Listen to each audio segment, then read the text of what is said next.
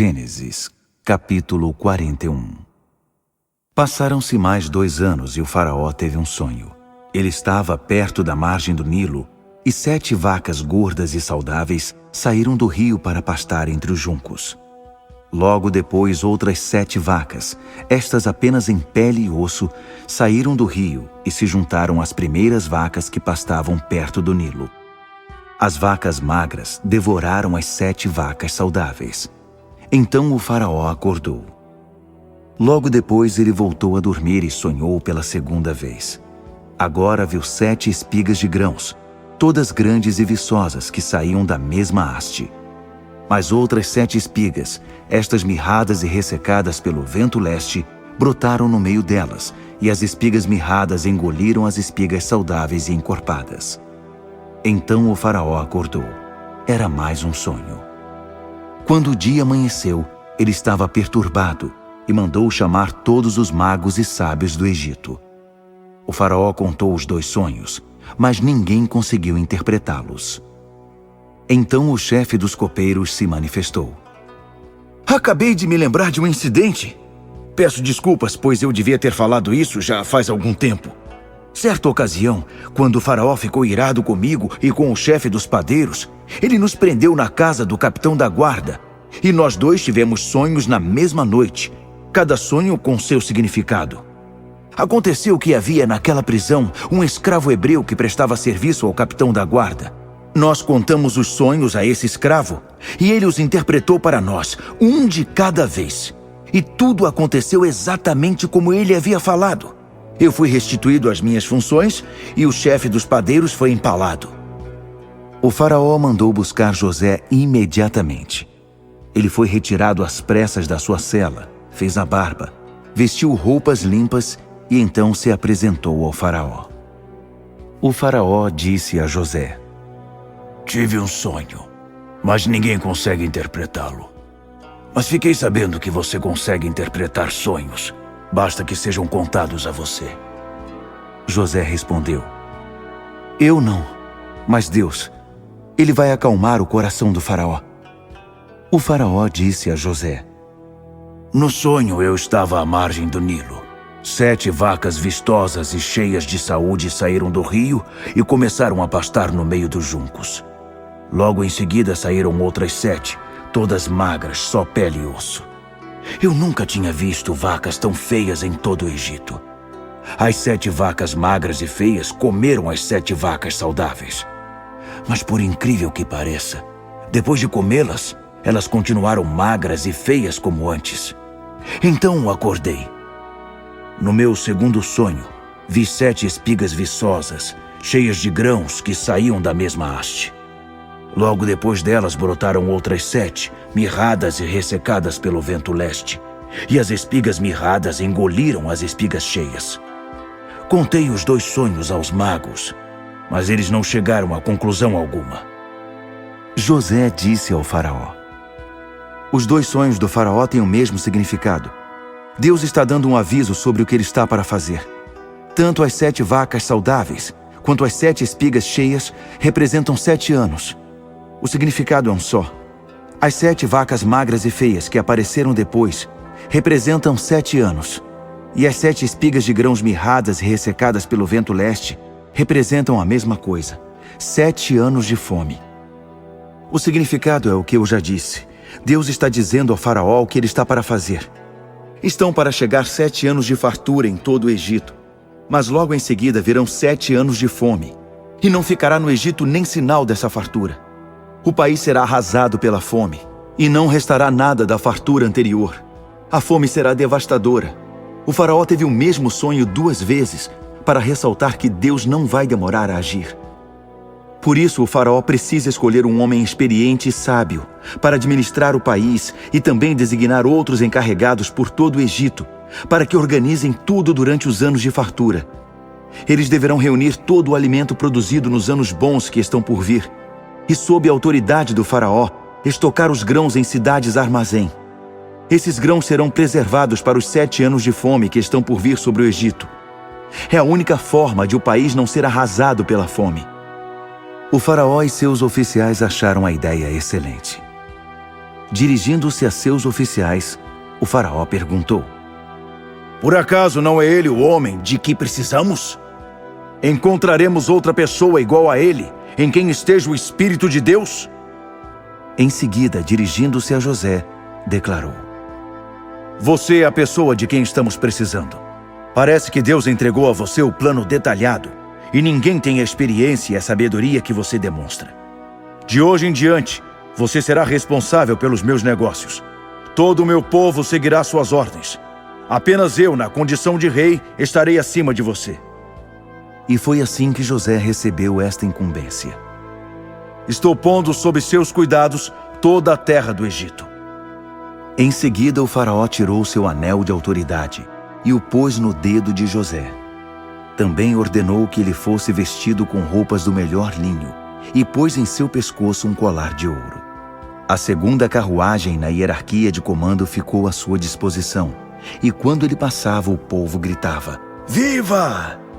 Desse modo, toda a terra do Egito foi posta sob o comando de José. O faraó disse ainda a José: Sou o faraó, mas no Egito nada acontecerá sem seu selo de aprovação. Ele deu a José um nome egípcio, Zafenate-Paneia. Deus fala e ele vive. Deu a ele também uma esposa egípcia, Azenate, filha de Potífera, sacerdote de On, Heliópolis. Assim, José assumiu seu cargo na terra do Egito. Ele estava com 30 anos de idade quando começou a trabalhar para o faraó, rei do Egito.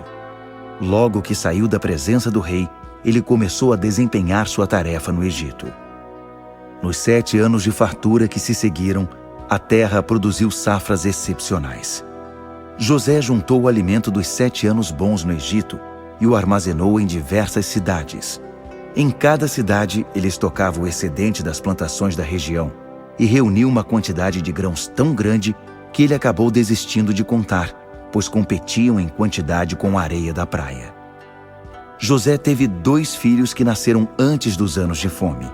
Azenate, filha de Potífera, sacerdote de On, era a mãe. José deu ao primeiro o nome de Manassés, esquecer, dizendo: Deus me fez esquecer todo o meu sofrimento e a casa dos meus pais. Ao segundo filho deu o nome de Efraim, prosperidade em dobro, dizendo: Deus me fez prosperar na terra da minha tristeza. Os 7 anos bons no Egito chegaram ao fim, e começaram os 7 anos de fome, exatamente como José havia predito. Na verdade, a fome atingiu todos os países, mas o Egito era o único em que havia alimento.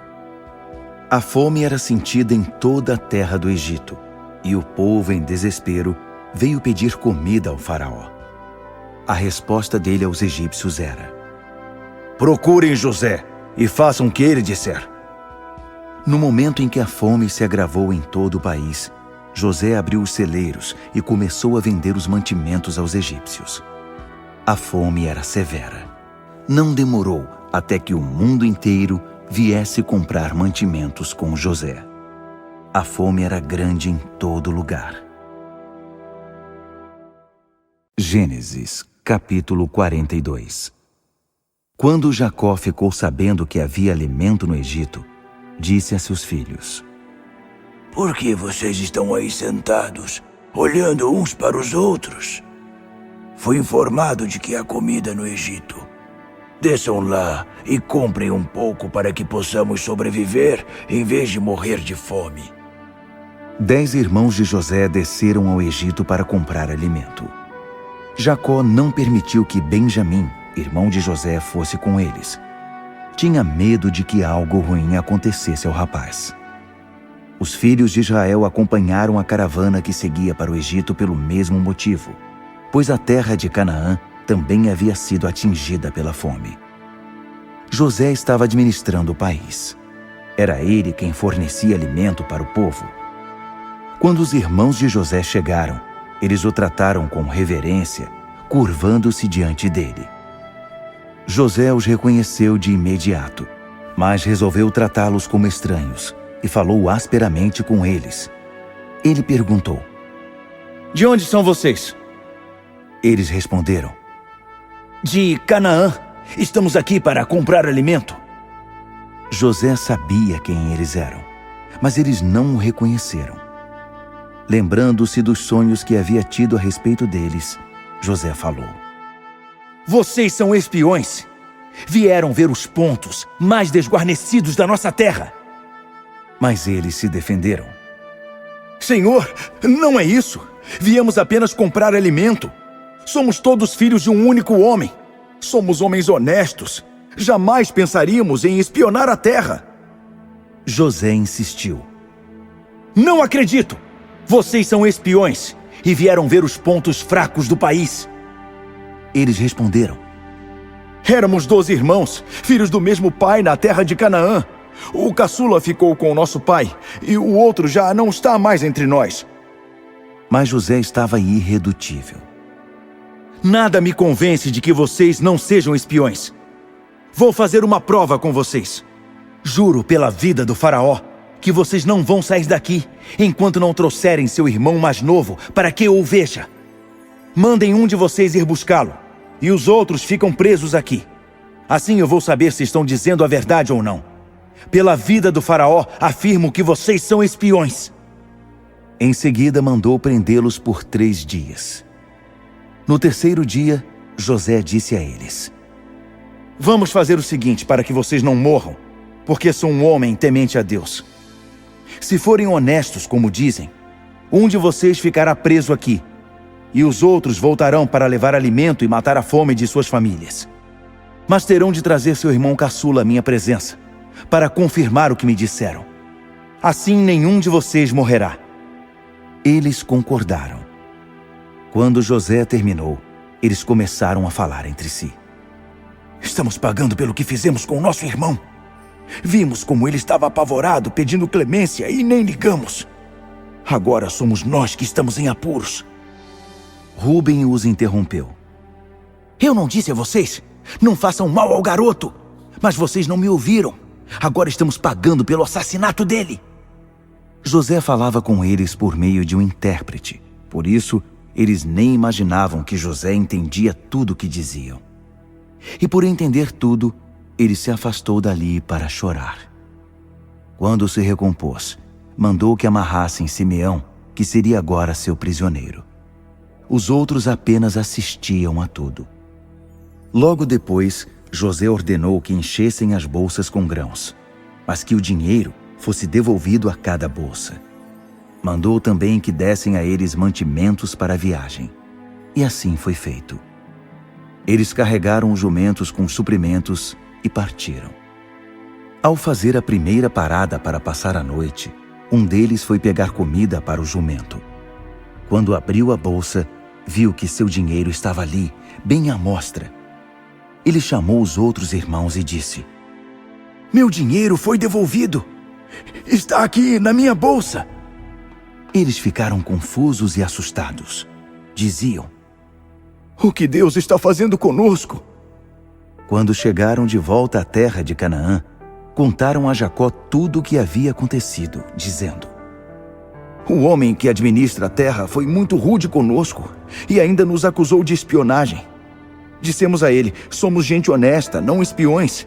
Éramos 12 irmãos, filhos do mesmo pai. Um não está mais entre nós e o outro está com nosso pai em Canaã. Mas o senhor daquela terra disse: Deixe aqui comigo um de seus irmãos e vão levar comida para matar a fome da família de vocês. Tragam a mim o irmão caçula de vocês. Será a prova de que vocês são honestos, não espiões. Só então devolverei seu irmão e vocês terão livre acesso a este país. Ao esvaziar as bolsas carregadas de alimento, cada um deles encontrou o dinheiro em sua bolsa. Quando viram o dinheiro, os irmãos e seu pai ficaram preocupados.